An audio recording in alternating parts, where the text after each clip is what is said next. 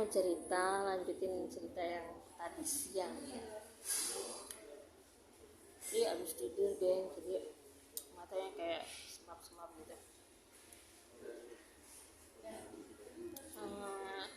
Rencana hari ini mau nonton Jin Kodam, tapi tadi pas sore keenakan nongkrong di depan gitu. Jadi ya udah,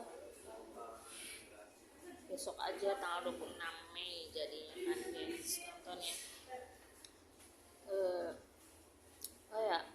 Aku promoin satu judul film lagi yang miliknya Pak Deddy Mercy ya. Pak Deddy lagi ngebut barusan Jin Kodam, besok udah mulai tayang lagi sosok ketiga gengs. Jadi saksikan sosok ketiga baru premiernya sih belum ya, cuma kayak meet and greet kemarin, meet and greet di mana kalau nggak salah Epicentrum deh gitu, soalnya kan unitnya Bang Dai gitu. Bang Dai sama Pak Deddy Mercy sama aku tuh bareng-bareng di Wali Songo yang tempo hari sama bintangnya Ferdi Ali. Nah kenapa kemarin ada Ferdi Ali di launchingnya film Jin Kodam di Kuningan mungkin Ferdi produserin atau gimana, soalnya aku nggak datang waktu premier kemarin guys gitu. Jadi terakhir yang aku ceritakan dari sekian judul sinetron yang pernah ikut campur di sana gitu kan, sebagai produksi penyutradaraan ya, di bagian penyutradaraan di sana. Dari sejak di sini ada Tuyul, serialnya Aladin, MD semua gengs, dulu MD Entertainment ya, sekarang MD Pictures, karena terakhir aku di Security Galugalan itu udah MD Pictures, sama dengan Kuntilanak 2. Maaf itu multivision beda, punya Pak Ram ya kalau Kuntilanak.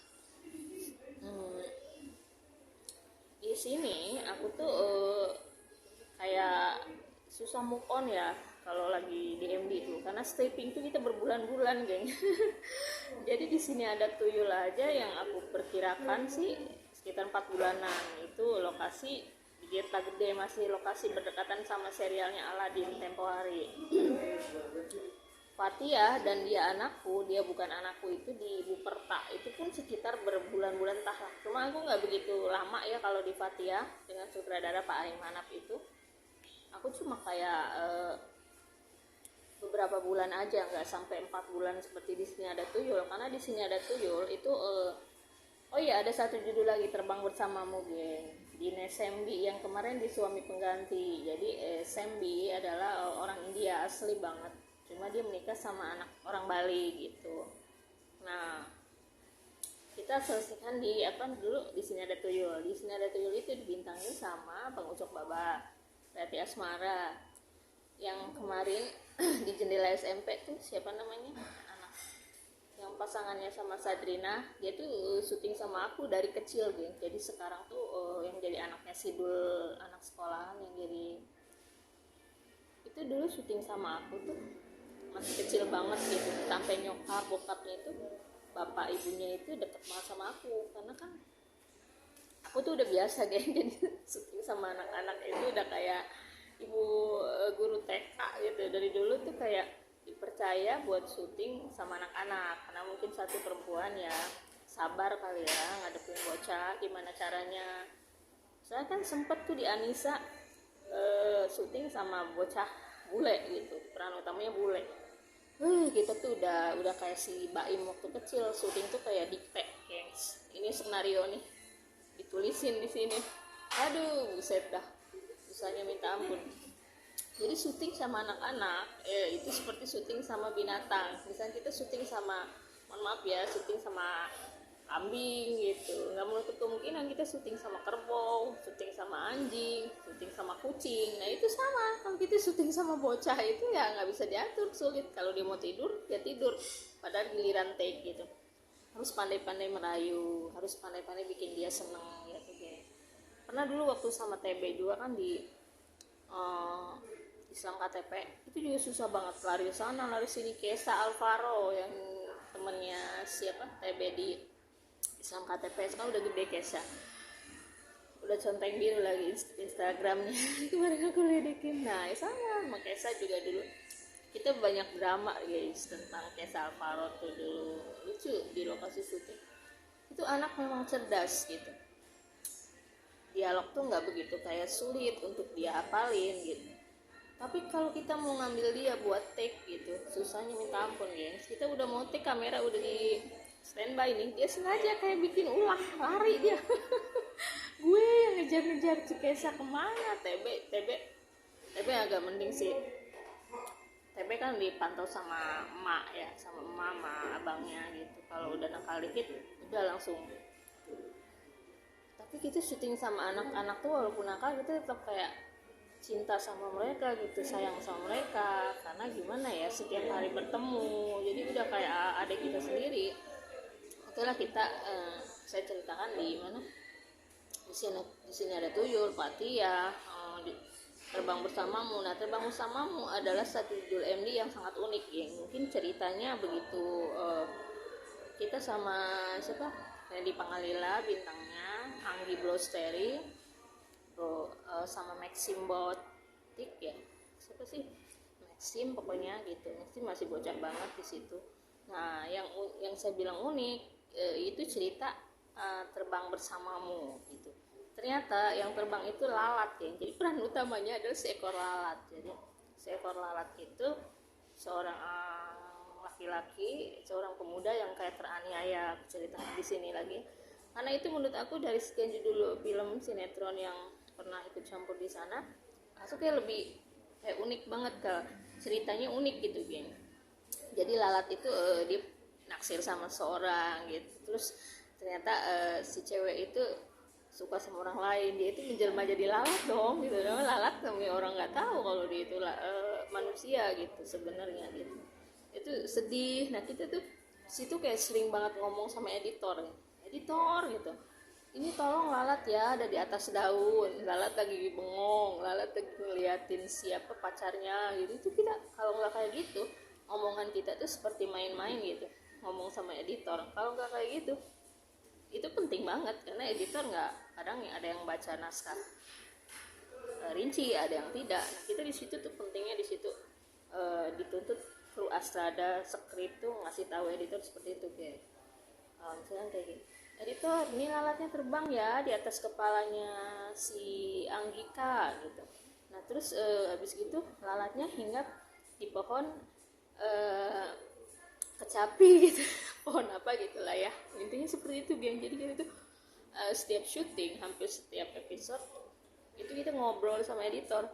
Nah lucu unik dan sangat ya itulah kru film seperti itu geng, penyutradaraan ya khususnya ya.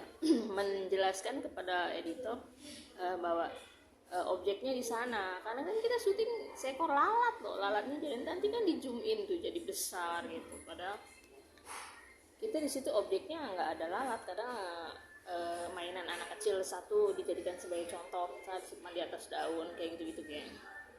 Nah yang lebih unik lagi terbang bersamamu itu kita promonya di Curug Nangka gengs, di Bogor gitu kan. Buset, indah banget gitu, kayak sumpah kayak kita berwisata gitu. Sama apa, kita syuting sama Sembi, Dines Sembi waktu itu ya kan sutradaranya. Terus kemarin ketemu Sembi di Suami Pengganti, kebetulan berlokasi di Kacitis ini, Al-Alti gitu kan, di Bekasi Timur. Hai Sembi gitu. Aku tuh main hai aja kan. Aku syuting di situ, gantiin teman, ceritanya 1 hari buat iklan biskuit Roma apa gitu. Hai Sembi, yuk masih inget nggak sama Ai? Ayo, yuk jangan pura-pura, kalau inget bilang inget, kalau enggak bilang enggak. aku tuh si Sembi tuh aku siapa terus aku tecer gitu geng. Ayo Sembi, kamu jujur, kamu masih inget nggak sama saya Sembi gitu? Iya saya inget. Terus saya harus guling-guling katanya, bilang kalau saya udah masih inget sama kamu. Gimana kamu syuting sama saya Sembi? Ternyata dia inget, syuting sama kamu itu serial lalat katanya. Iya bener pinter Sembi gitu. Jadi gengs, orang India itu kadang suka lupa ya kan, kita syuting sama dia bertahun-tahun gitu. Udah bantuin dia promo. Nah yang contohnya SJ kemarin ya kan, Sri dan Jeti yang aku temuin di lokasi syuting di sini Universitas Indonesia di cabang Narogong, kan belakang rumah banget syutingnya kan, seberangan sama Kemang Pratama gitu. Pak, dia bengong gitu, bapak tuh lupa ya sama aku, bapak tuh udah aku bantuin 4 hari, udah gratis promo, aku nggak dibayar. Hah, katanya, kamu syuting sama aku, katanya, judul apa? Itu loh aku bilang, istri kedua. Saya nggak pernah tuh syuting istri kedua, kan ngeselin banget ya. Udah mah kita malu diliatin temen-temen gitu, so akrab sama sutradara, padahal mah emang dia pernah syuting sama gue gitu kan. Yang itu loh Pak, yang sama Irawan Tanu, yang kita syuting di puncak di Taman Bunga, baru dia inget. Oh iya katanya. Ngeselin banget ya nggak sih gitu. Banyak sih aku yang akrab orang-orang sutradara India gitu yang dekat sama aku, kayak Bapu Pasan Patel ya kan. Nah itu Terbang Bersamamu akhirnya diambil, di sini ada tuyul gengs, aku lupa. Di sini ada tuyul itu sutradaranya Bapu, jadi sutradara zaman dulu Tersanjung 1, 2, 3, 4, 5, 6 sampai berapa Tersanjung. Nah Bapu itu gengs, kalau lagi sakit di lokasi dia tuh nggak mau makan gitu, makanya aku tuh kayak ada ketin dia tuh simpati banget. Bapu, kamu tuh harus makan Bapu kalau sakit. Masa Bapu nggak mau makan 2 hari? Jadi guys 2 hari dia nggak makan kuat, geng. India tuh kayak gitu ya ternyata. Itu Bapu Pasan kan udah kayak udah disebut udah tua ya. Itu nggak kasihan ya, kayak ingat sama bapak kita gitu. Kalau bapak kita ada mungkin kayak Bapu kayak gini gitu. Tapi Bapu tuh masya Allah ya, kalau agama dia bukan Muslim sih, dia agamanya Buddha. Salah India ya, Buddha apa Hindu gitu. Bener-bener geng, aku tuh kayak kalau lagi sakit aku nggak mau makan tuh kayak inget sama Bapu gitu. Buat apa makan katanya, Bapu kalau orang Indonesia itu maksain harus makan Bapu, kita kalau sakit tuh makan bubur Bapu. Masa Bapu nggak makan bener-bener 3 hari Bapu? Aku tuh kayak ngitungin guys, dia tuh bener-bener nggak makan 3 hari gitu, sehari 2 hari aku liatin aja. Gue tanya PU dong, lu udah ngasih makan Bapu nggak? Agak katanya, Bapu nggak mau makan. Buset bener-bener itu 3 hari kata gue, Bapu nggak makan. Iya katanya Bapu nggak mau makan. Gitu ya, maksud gue tuh kayak Bapu nanti Bapu mati, Bapu nggak makan. Jadi gengs, sumpah ya, aku tuh bener-bener gitu. Itu yang paling akrab sama sutradara India itu aku Bapu Pasan Patel ya. Sampai-sampai yang tempo hari aku dibawain surat polisi ke lokasi syuting, kan aku galakin balik tuh si polisi abal-abalnya gara-gara aku ngerasa salah gitu. Itu Bapu ngeliatin aku yang tempo hari aku ceritakan, hah ini galak banget ya katanya. Ya saya nggak salah Bapu, saya dibawain surat panggilan gara-gara komentar di Facebook. Cuma masalah begitu, saya bilang diperbesar, saya bilang urusannya apa? Kalau memang dia berani, ya datang polisi beneran, ya ngapain dia nyuruh-nyuruh polisi gadungan kayak gitu yang cacat mental. Jadi yes, si polisi Polsek Depok waktu itu gitu, oknum polisi lah ya, jangan sebutin polisi. Dia punya bawa surat panggilan gara-gara di suatu sosmed tuh aku komentarin seseorang artis, nggak tahu artis tahu nggak, sekarang udah nggak ada deh, nggak, udah mendem gitu. Pemain harian gitu kalau disebut pemain harian, gara-gara masalah operasi plastik itu geng, mukanya tuh beda gitu, hidungnya jadi yang tadinya pesek jadi tung gitu kan ya, otomatis sih namanya dia upload tiap hari kita tahu gitu ya kan, hidung yang baru dioperasi sama enggak gitu, dikomentarin nggak terima, lapor polisi ya, namanya sosmed wajar dong orang komen ya, buset. Akhirnya yang lucunya itu polisinya jadi kayak sok baik sama aku gara-gara aku bilang aku tuh saudaranya Pak D, aku bilang Pak Jokowi tuh om aku, bilang kan gokil ya, kan dibohongin kayak gitu masa percaya tuh polisi, kan menurut gue bego banget tuh oknum gitu kan. Saya bilang Pak main-main dong kalau kasih syuting saya, jangan lupa bawa martabak ya Pak. Saya bilang kebetulan besok Pak Jokowi mau main kesini, mau hunting gitu kan, betul ketemu saya, jadi Bapak sekalian kenalan ya sama Pak De saya.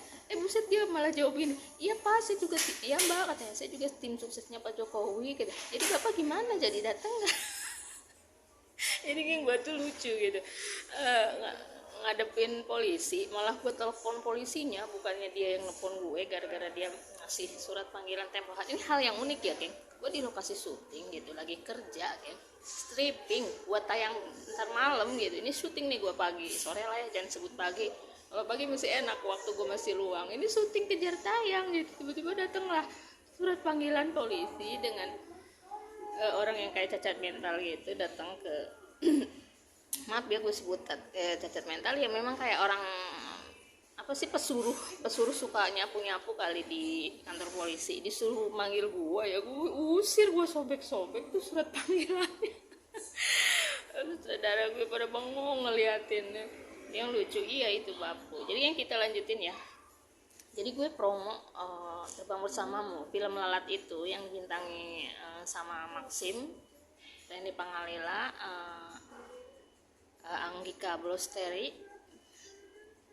itu di Curug Nangka. Jadi kita ngambil set tuh kayak semacam dari atas bukit Curug Nangka, geng. Di atas bukit Curug Nangka itu kita kayak ngambil kamera high angle ya, low angle dan high angle, kamera dari bawah dan kamera dari atas. Jadi setelah kita edit, setelah kita tonton filmnya, gengs, kita bikin blue screen ya, ternyata gitu Randy Pangalila itu jatuh dari atas gitu. Pokoknya sumpah keren banget itu film. Mungkin ada di YouTube-nya, masih ada, Terbang Bersamamu 2014. Gitu aja deh, nanti aku lanjutin ke episode selanjutnya ya. Terima kasih. Jangan lupa gosok gigi sebelum tidur sama setelah sarapan pagi. Bye. Assalamualaikum warahmatullahi wabarakatuh.